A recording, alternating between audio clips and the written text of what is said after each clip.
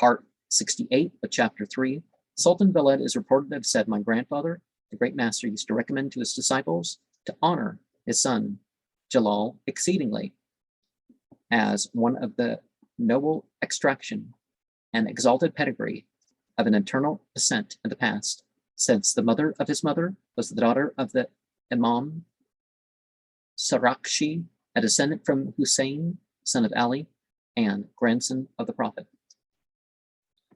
Well, as I pointed out from Najul Balaga, you find out that in the base of the Shia narrations, no one is accepted because of who they know or who they descended from.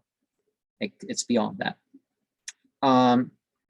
And also, as we point out, like with the last bit, just because you know something, just because you've done something good, even if it's something that appears to be different than something from before, it doesn't mean you're better than the one that didn't do it, or the one who didn't say it, or maybe you understood something, or understood between two people and you're after.